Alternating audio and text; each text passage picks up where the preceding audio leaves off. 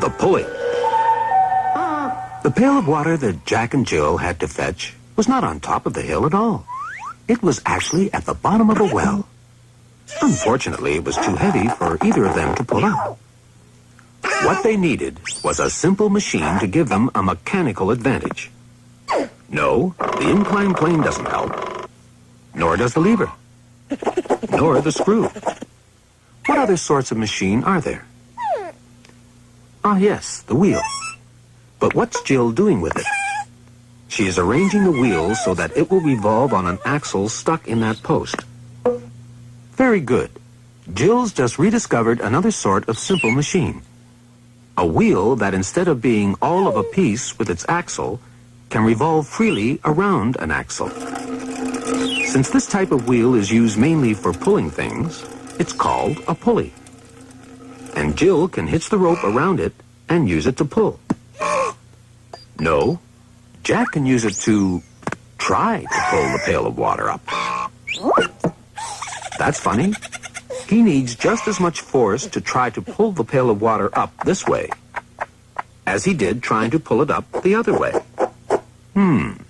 I wonder if there's a better way of rigging the pulley. Amazing. How did Jill manage it?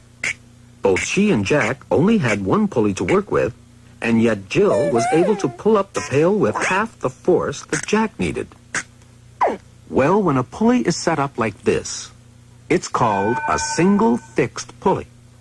All it does is change the direction of your pull, but it doesn't reduce the force you need. But when a pulley is arranged like this, it's called a single movable pulley, and it halves the force you must exert, because the pail of water is now, in effect, being lifted by two ropes instead of one.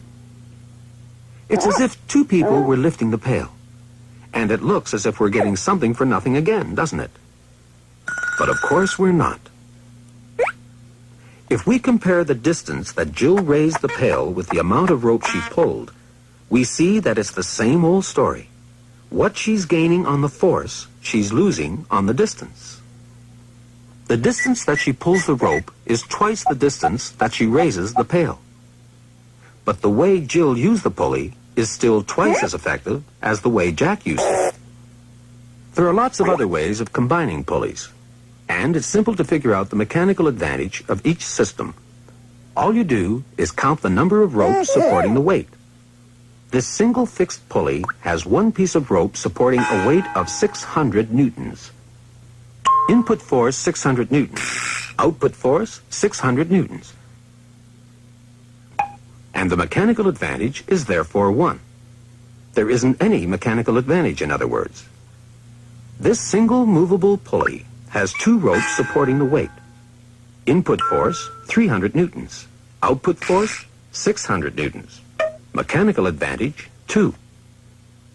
Here's a system with 3 supporting ropes. Input force 200 newtons. Output force 600 newtons. Mechanical advantage 3.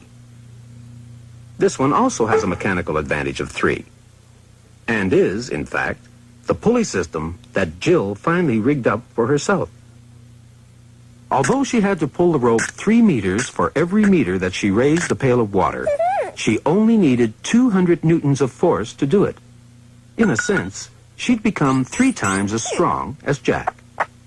And now you know why Jack fell down and broke his crown.